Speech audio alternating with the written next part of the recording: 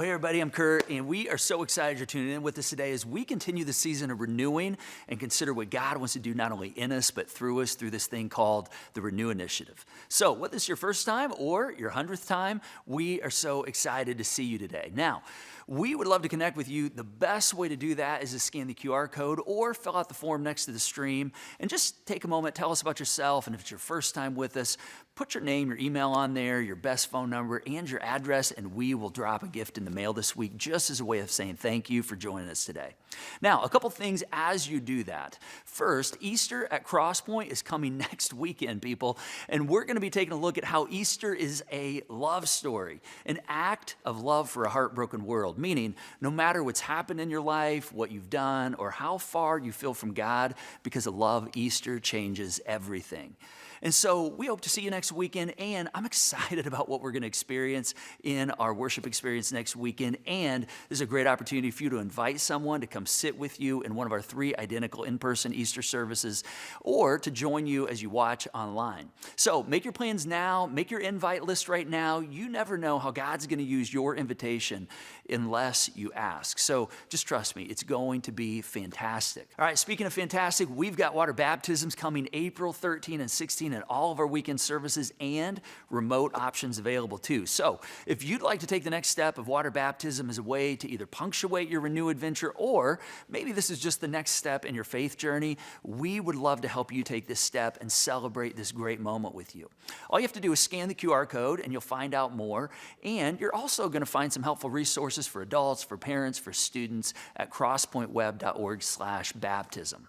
And then last, the Renew Celebration Weekend is coming up April 13 and 16 as well. Again, this is another don't miss weekend as we celebrate all that we have collectively brought to the Renew Initiative as we continue to run after God and His plans and purposes for our community and for our lives. And I tell you what, I was so encouraged last week. And in fact, I've been encouraged all week long. There was something powerful about seeing individuals, about seeing couples, entire families, students, hundreds of us making commitments, not only last weekend in our in-person services, but these have been rolling in all week long from our online community as well. And so, well, I'm not going to share any updates with you in terms of numbers today, and I know, we're all super excited about that.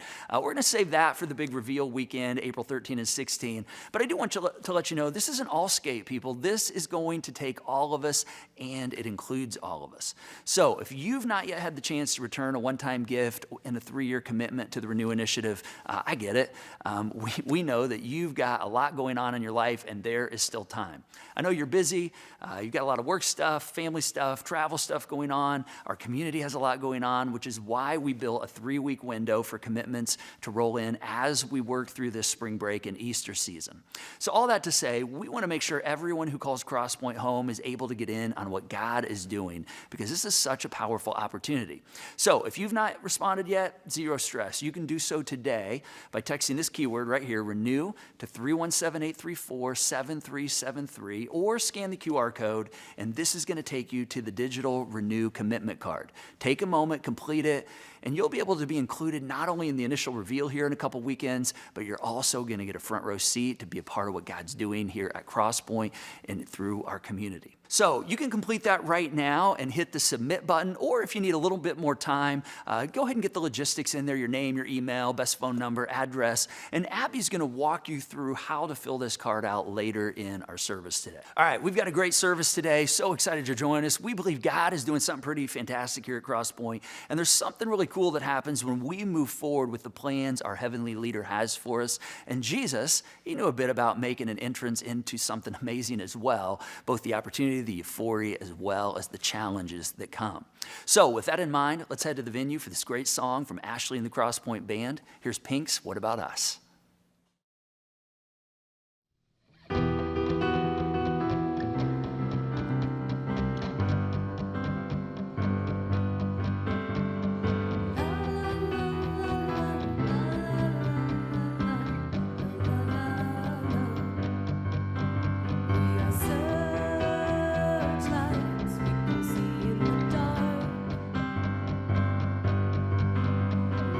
rock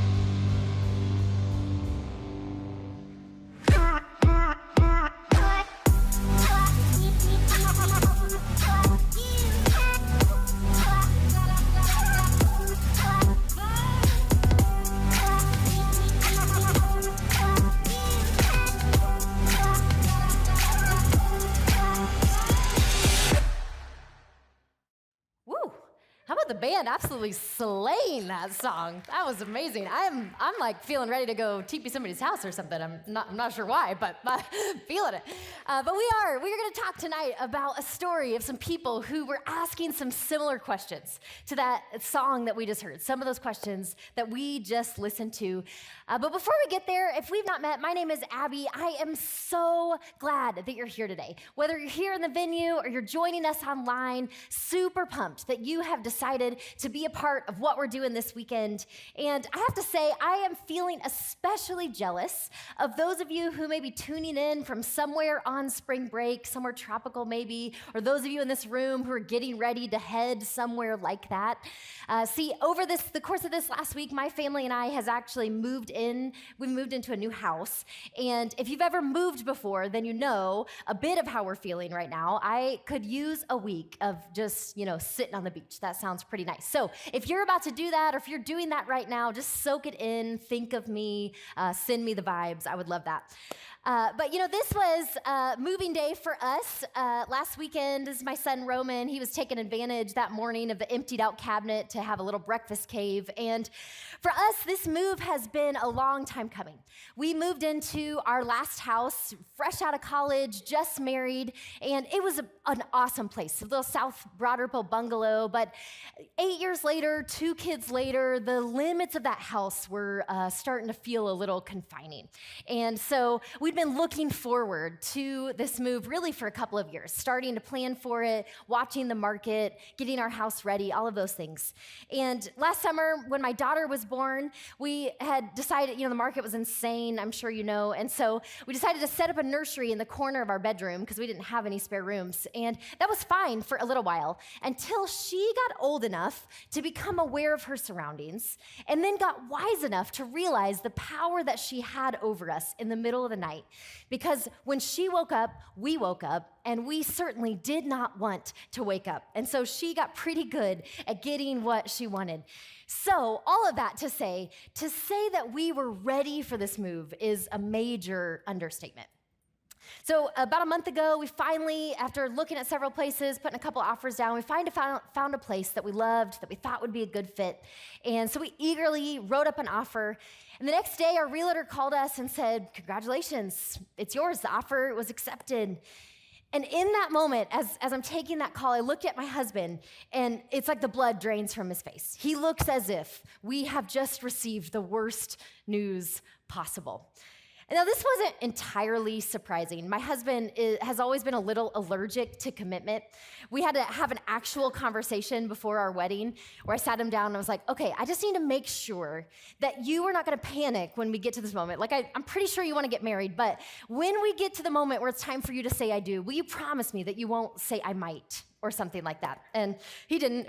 It was good. I forgot my vows. He was all good. But anyway, so it wasn't super surprising that he was reacting that way. But what did surprise me was that I was feeling the similar kind of way. That all of a sudden, instead of the excitement that I was expecting, there was this fear that started to rise up. These questions that started to flood my mind. Questions like, did we make the right choice? Throughout the following week or two, we rode this roller coaster of second guessing. And feeling really thankful now that we're in our house, I'm not there anymore. I've kind of worked through that, but it took some time to come around to that. And I was reminded in the process that it is normal. Anytime we are making a big decision, making a big commitment, to find ourselves second guessing. You've probably experienced this in one way or another. Maybe for you, you've experienced some second guessing when you've made a bold move in your business or a career change. Maybe in the aftermath of a breakup, or when you've made a new commitment to get involved with something, coaching, volunteering somewhere, taking on a side gig. Last weekend, many of us around here took a leap together. We decided to sacrifice some things in our lives so that we together can fuel the mission of what's happening here, the renewal that we believe God wants to bring in our community over the next several years. And maybe if you were one of the people that was a part of that last weekend, maybe you have been feeling a bit of a commitment hangover this week as you think about what you placed in the joy box last weekend. I got you there. Maybe you found yourself wondering, did we make the right choice? Did I make the right choice? Maybe you've not yet had a chance to make a one-time gift and a 3-year financial commitment as a part of this Renew initiative. And as Kurt mentioned a minute ago, there's still time for that. We'll talk more about that in a little bit. But first, I want us to spend some time unpacking this second guessing that we all experience from time to time, to consider how do we move forward when all of those what about questions are at the top of our minds. See, the truth is, these moments of second guessing, these are moments that require wisdom, that require some discernment on our part. Because sometimes those questions and doubts are important things for us to pay attention to, that they are flags that can help us to correct course before we get too far off. But other times, and maybe even more often, the second guessing that we do may actually hinder us more than it helps us. There was a study that was done a few years ago by some British economists who were evaluating sports betting behaviors, and they were trying to figure out who made better decisions, people that trusted their initial gut or the bettors who would second guess and later change their initial bet. And what they found over the course of this study is that those who revised their bets were actually 17% less accurate than those who stuck with their gut, just stayed with that initial bet. And further, of those that changed their mind, the ones that changed their mind right away were actually much better than those who spent more time second guessing and after a longer period of time decided to change their minds. Now, the point of all this is not necessarily to help you make better bets for the Final Four this weekend. Although I don't think any data could have helped us with predictions for this March Madness. But the point is, maybe we should think twice about how much we trust the questions that come to our minds when we start second guessing. This Sunday, this weekend, is what we call Palm Sunday, which means if you have Easter plans to make, you've got about a week. It's also a day, though, when we often remember a story from the life of Jesus that is filled with people who, just like us, were prone to second guessing.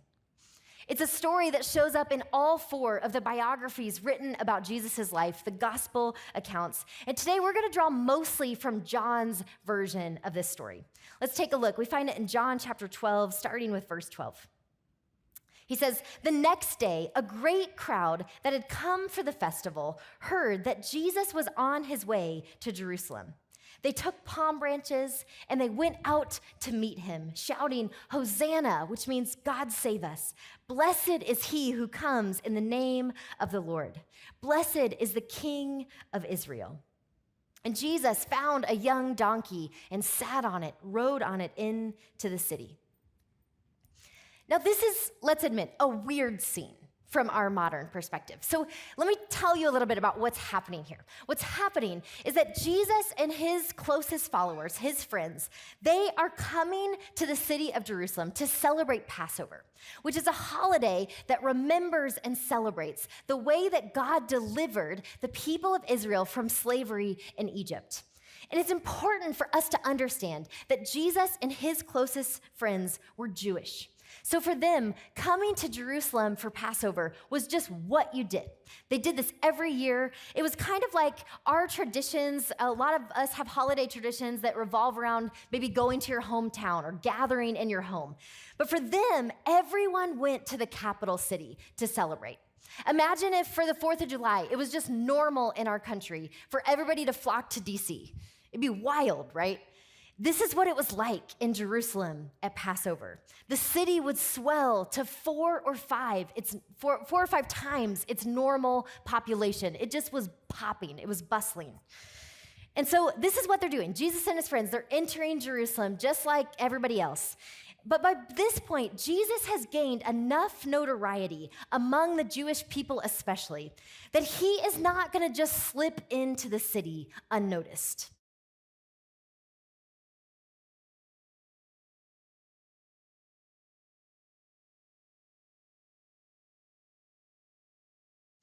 All right, so if you're a MacGruber fan and you're thinking, I feel like something is missing from that scene, you're right. We are a church that's more PG-13 than most, but even we have our limits. You may be wondering, though, whether you're a MacGruber fan or you're like, what in the world is that? What in the world does this have to do with the story that we're talking about? Well, let me tell you.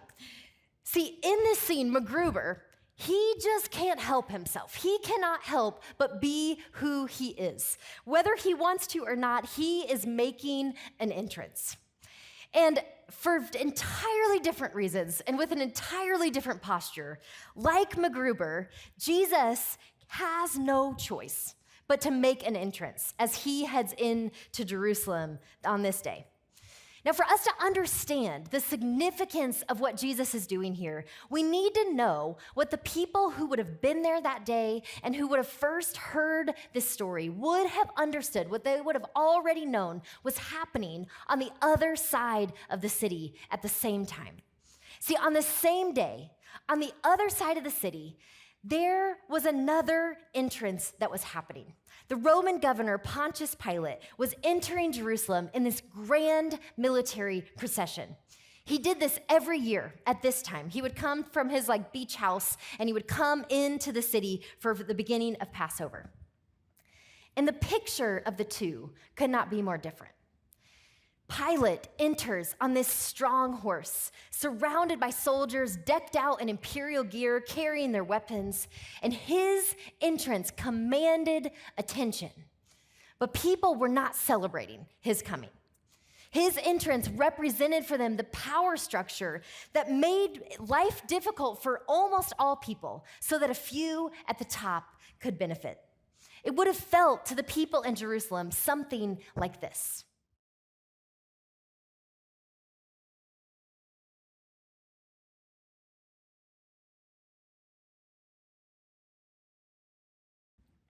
I don't know if any of you are familiar. This is from A Bug's Life. This is a movie that came out when I was a kid, and for some reason, this scene in particular has just been burned in my memory ever since. I think I'm just slightly scarred from it. But it's a good example of how the people in Jerusalem would have felt as Pilate makes his entrance into the city. He is coming as a reminder of the power and dominance of Rome, to make sure that as crowds were filling the city that week, that they didn't breed any ideas of revolution.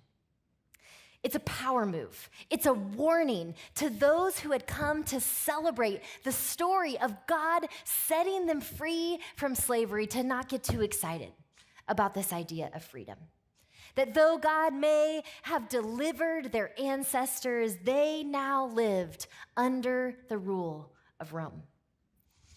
And so, because this was happening on one side of the city, Jesus' entrance that day makes a bold statement in contrast. The horse that Pilate rode was a symbol of war. It was meant to conjure fear and compliance. But the donkey was a well-known symbol for peace. It was the marker of a different kind of leader, a kind of king that brought peace. In fact, John actually clues us in to what the crowd would have been thinking as they saw Jesus on this donkey. He tells us, as it is written, remember, do not be afraid, daughter Zion, which just means people of Jerusalem. See, your king is coming, seated on a donkey's colt.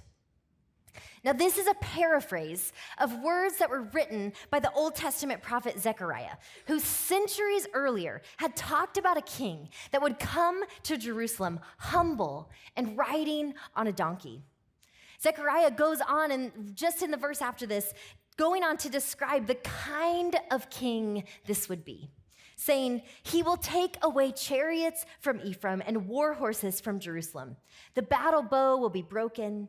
He will proclaim peace to the nations. His rule will extend from sea to sea and from the river to the ends of the earth. See, on one side of the city, there is an entrance, and the message is clear. Power, domination, weapons, threats, fear. And then there's Jesus, making an entrance on the other side of the city that is proclaiming an entirely different way, a way of love humility, freedom, hope, peace. This is why the people are so excited that Jesus is coming. This is the reason that they are welcoming him into the city with this parade, why they're throwing palm branches down and all kinds of other things, why they're celebrating his coming, because they know his reputation. They know this about him, and they are saying, this is the kind of leader that we want to follow. They are campaigning for Jesus to become their king. But what they don't know is what's ahead.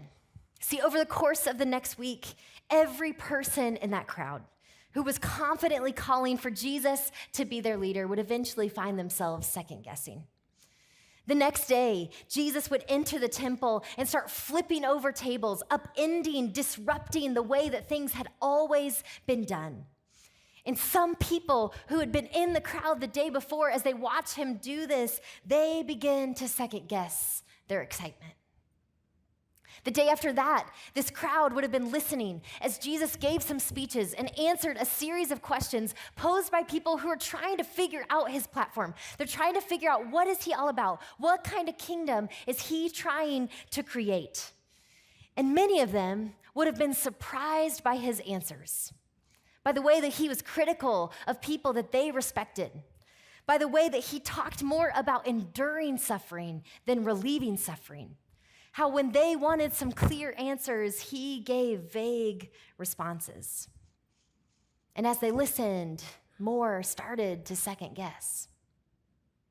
Then on Wednesday, Jesus is at a party, and there's this uninvited guest who comes in, and there's a strange encounter with Jesus. She kind of makes the scene, and the people who are supposed to be at this party are like, I don't know about that. And they're pretty sure Jesus is going to be on their side, except that he's not.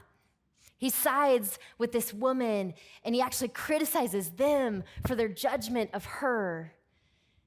And again, more people begin to second guess. By Thursday, many of the people who'd been in that crowd on Sunday have moved beyond second guessing. They've decided this is not our guy after all.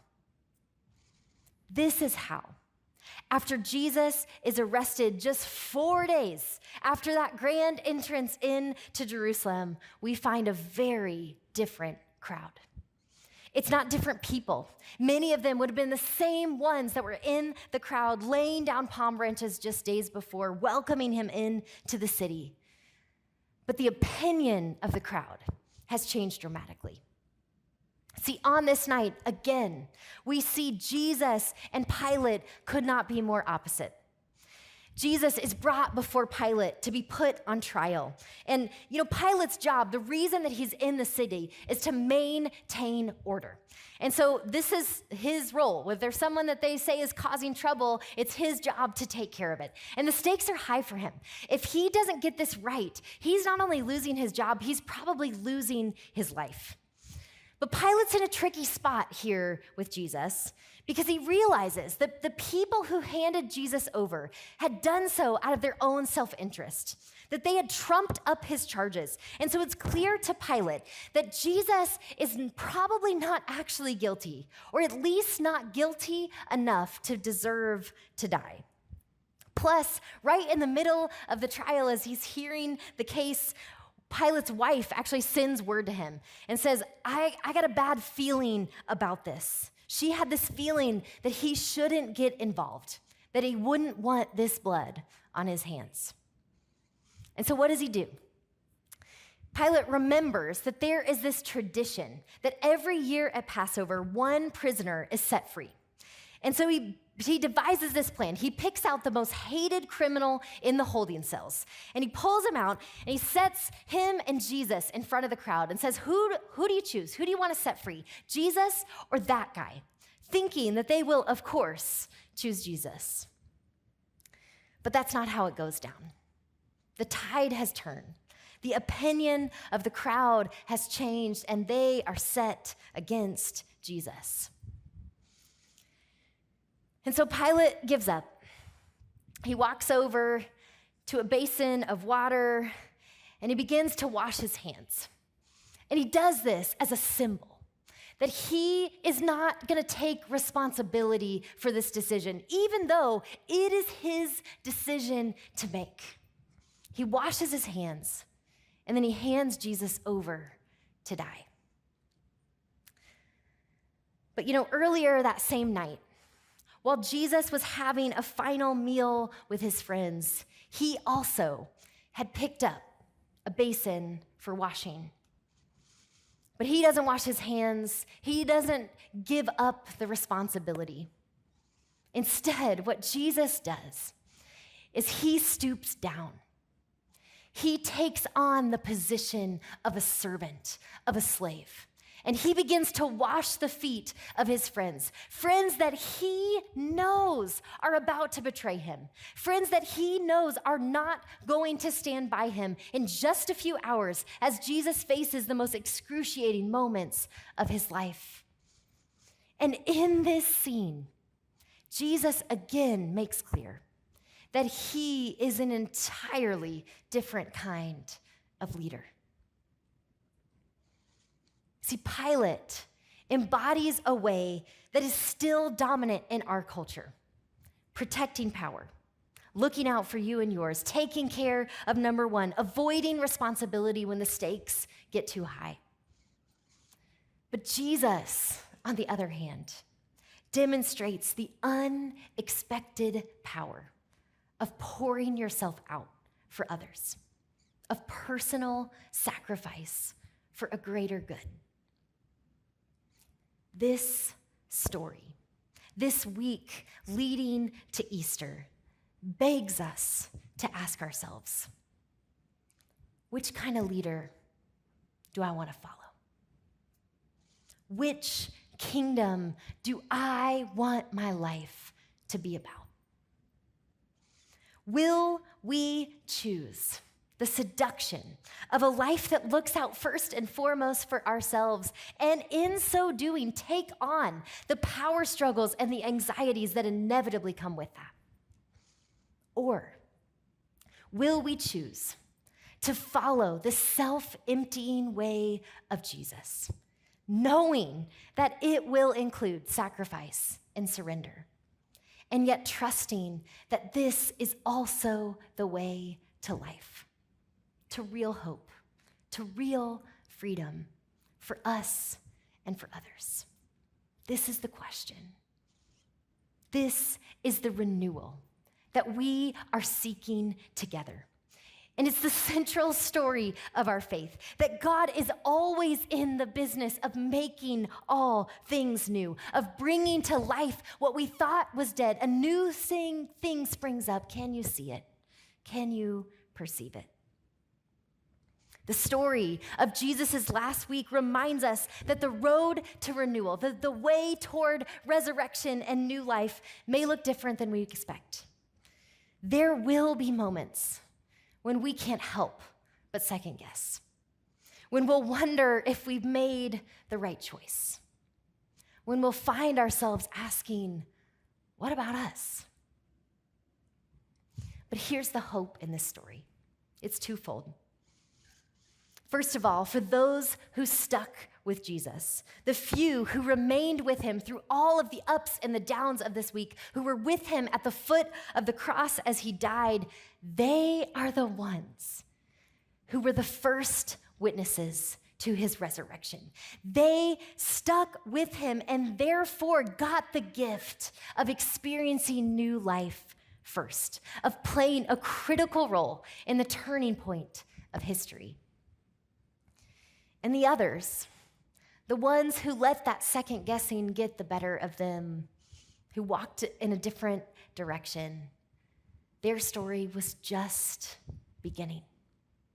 Jesus poured out his life so that we might see that his invitation remains open, that we can still decide to follow his way. See, chasing after the renewal that God wants to bring in our lives is not about one big moment, one big decision. It's about choosing day after day, moment after moment, Every day, we have opportunities to decide what kind of leader do I want to follow. Every day, we have new opportunities to say, okay, I'm going to step in this direction. I am going to embody the way of the kingdom that Jesus had modeled for us.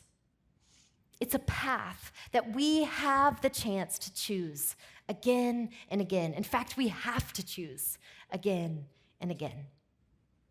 And to do this, we need to know that we're not in it alone. We can help each other fight the doubts and the questions that come in those second-guessing moments. We can follow together the example of Jesus as we keep choosing the path that God has for us. I want to give us a few principles as we start to wrap up today that we've seen in this story that I think can help us to move forward. And honestly, I think are helpful regardless of whether you're ready to buy the faith parts of this story or not. The first is this: don't let fear make decisions for you. Pilate not only led with fear, he lived captive to it.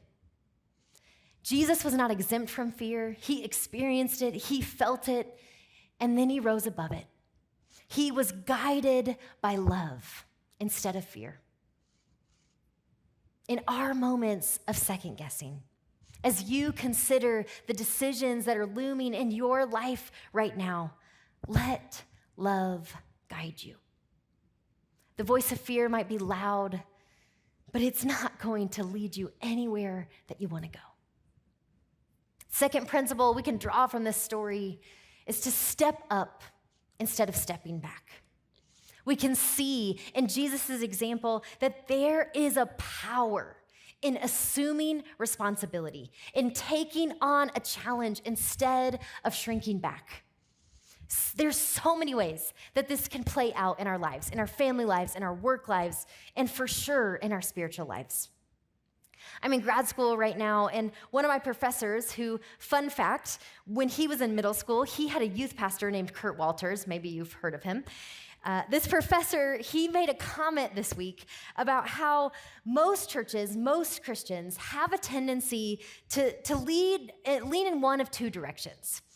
Either we have a high expectation for people to change, and with it, a high level of judgment when people don't do what we think that they should do. Or other churches, other Christians lean in the other direction, where we have a low level of judgment. We're really welcoming, we're really easy to get along with, but we also don't really ask much. There's also low expectations that people will actually change or could do something significant. And the problem with this is that both are missing what Jesus was about. See, Jesus, he was kind of had a foot in both places. Jesus was a person who offered absolutely no judgment, who extended forgiveness again and again and again. And yet, he is also a person who showed us this call to radical change, who regularly was inviting people to give up more than they thought that they could give up, to step into things that they thought was beyond the courage and the strength and the gift that they had. He was constantly not judging, but calling to this high expectation. And this is the heart behind the Renew initiative. It's not just a practical thing. It's about aligning ourselves to the invitation and the heart of Jesus. It's about this core belief that God has set up the church to work in such a way that we already have everything we need to thrive, as long as we all are doing our part. Maybe today you're ready to step up and to get on board. If you've not yet had the chance to join the many that have made commitments over the past week, today's a great day to do it. And by the way, I do want to give a little disclaimer. If you're a guest with us, if you're just checking things out around here, I hope that it's clear to you that there is absolutely no expectation for you to jump in with this. You're, of course, welcome if you want to, but this is really for our partners and regulars, for those of us who call Crosspoint home. Here's how. If you're like, okay, today's the day, I'm jumping in, I'm ready to make a commitment. Here's what you can do. If you are online or you want to do this online, you can scan the QR code or text renew to 317-834-7373. And then for those of us in person, it's a little easier. This card, you can take this envelope. And I want to walk you through a little bit. Here on this top line in pink, it says, my gift today. This is your one-time first fruits gift. And then the next line is where you put your 3-year commitment, what you will give over the course of 3 years. And we're not holding you to this, but this is just I'm making this commitment to God and to the church as a whole. And then this third line, this is where you total those 2 lines to give a total gift. Simple math. I have to tell you, as we look at this part, all of this whole Renew initiative is new to me and to my husband. We've never been a part of a church that's had an opportunity like this. And so as we have been walking through these last few weeks, it's been eye-opening. We've been curious. We've also been a little apprehensive. And as we sat down to have this conversation, to talk about the numbers, what happened for me is that I started to feel some fear, especially about that kind of pink line, that the timing of this first fruits gift, because the weekend of commitment weekend was also the weekend that I knew we were having to come to a closing table and bring money to that place. And so the timing just felt wild. It felt like I just don't know about this. And as I started to raise these questions, my allergic to commitment husband that I told you about earlier, who also is notoriously a cheapskate, he was the one who was unwavering. He's hearing me for a little bit, and then he was like, no, I'm pretty confident. I think this is what we should do. And I tell you this because it was a moment for us. And these kinds of step-up moments, these are opportunities that can change us, that have a way of forging deeper connections with God, but also with one another. And we don't want you to miss that. Another opportunity that does this, that has a way of changing us, another way that you might want to step up to this weekend is by joining a volunteer team. This is equally part of this Renew initiative. There are still 15 roles right now that we're looking to fill, largely with our kids, with our students. Pretty good place, if you ask me. And with our greeting team, all 3 of these are awesome teams to jump in, to be a part, to say, I'm gonna step up and join the work that God is doing in these places. You can let us know on that volunteer commitment card or on the online digital commitment card. Remember, if you're online, if you're filling all this out, don't forget to hit send. You don't wanna lose all that progress. If you're in person, you can drop both of these in the joy box as you leave. I can't wait to see what God will do in you, through you, in us, around us, as we step into this opportunity. And know that as you do this, you are joining hundreds of people who have gone before you, who have took this step over the past week. For me, watching that happen last weekend, watching all of the people come forward and place their envelopes into the box, that was the moment that there was a turning point for me, where that fear went away and I turned toward excitement to get to be a part of this, to get to see what God is going to do. And we can't wait to celebrate together on April 13th and 16th. You're not gonna get to see that moment, but I want you to know that there are people who have paved the way for you. So join us and get ready to celebrate with us in a few weeks. The last principle that we pull from this story before we wrap up today is this. It's simple. Stay the course. Now, when I say this, I'm not saying that we never adjust our plans, that we never shift our strategies, but stay the course in a more foundational way. This is back to the questions that we were talking about a moment ago. Staying the course is about deciding which leader you want to follow and then staying committed to that mission day after day, choosing to live by the example of Jesus. Maybe today you're in a place where something's clicking in a different way. and you're ready to make that decision for the first time. Or maybe you're in a place where you just need a moment to recalibrate, that this is already the way that you've decided to go, but it's time to take another step. A step toward love, a step toward humility, a step toward pouring yourself out for a greater purpose. I hope that as you think about these 3 principles, that you'll find them to be useful. I think that they really have power to move us forward as we open ourselves up to what God might want to do in and through us during this holy week and in the weeks and months to come. Guided by love, not fear. Stepping up instead of stepping back. Choosing to stay the course each day, just as Jesus did for us. Now, if you're sitting here thinking, yeah, I don't know if I'm ready for any of that, I want to offer just one more option that I would ask you to consider.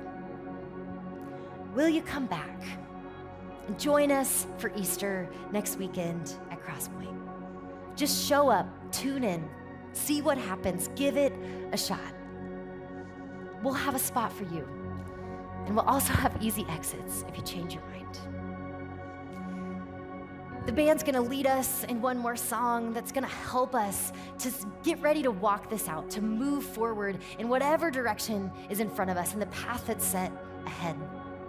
And as we get ready to do this, I want you to invite you to stand with us. Let me pray for us as we move into this moment.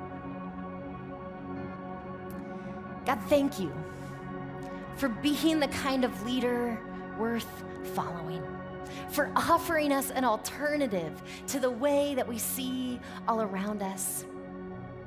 God, I pray that you would give each one of us the wisdom that we need to see the path that you have set before us.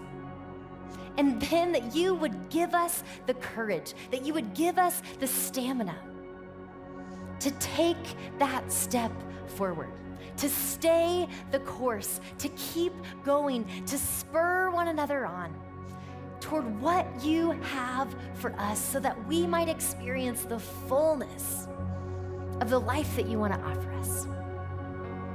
You're so good to us. Thank you for who you are. Amen.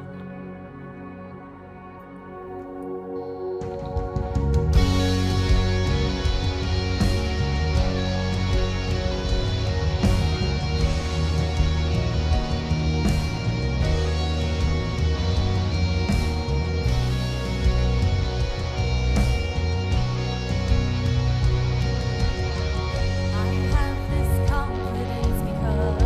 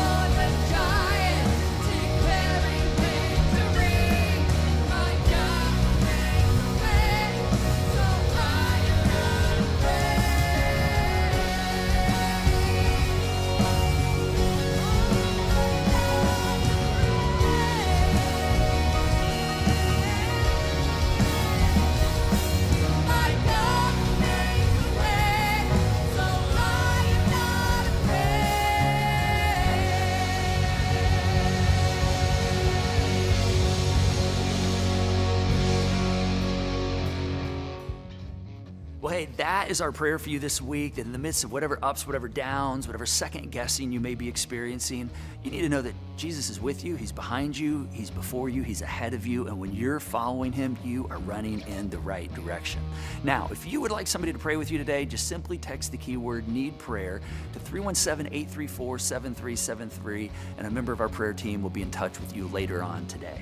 Now, if you'd like to make your one-time Renew gift or an ongoing Renew gift today, or if you'd just like to donate, you can do so at the online Joy Box.